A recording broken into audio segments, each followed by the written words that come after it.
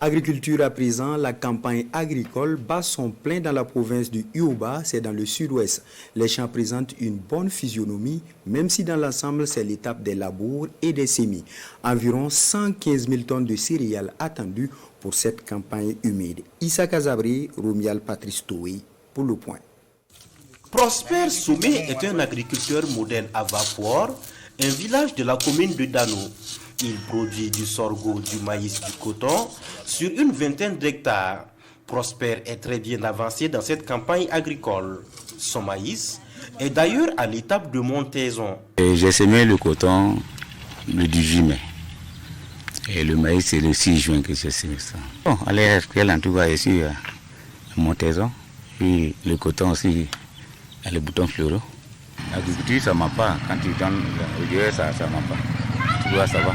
Dans la province du Yoruba, beaucoup d'agriculteurs ont sémé au mois de mai comme Prosper. Ces personnes ont des champs qui présentent de très bonnes physionomies. Mais la plupart des agriculteurs dans cette partie du pays sont toujours à l'étape des labours et des semis, à l'image de Bagarani Ien. Si certains sont toujours à l'étape du labour et des semis, c'est bien à cause des poches de sécheresse, selon les spécialistes du domaine. Cette année, il a plu moins que l'année passée, en termes de quantité et en termes de nombre de jours.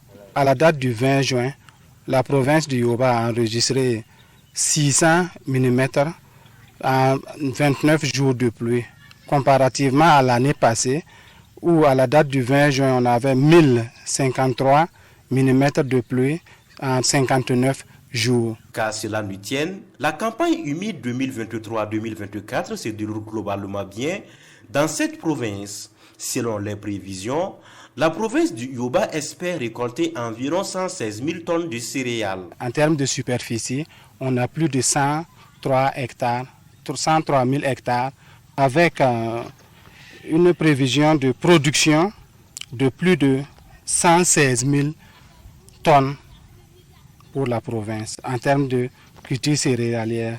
Et en termes de culture de rente, nous avons une prévision en superficie de 63 000 hectares contre une production attendue de plus de 66 000 tonnes. Pour atteindre ces objectifs, l'État burkinabé compte mettre à la disposition des producteurs à prix subventionné environ 355 tonnes de MPK et 211 tonnes d'urée. Les personnes déplacées internes n'ont pas été oubliées par le département en charge de l'agriculture. 5% de ces intrants leur seront offerts pour leur permettre de produire sereinement.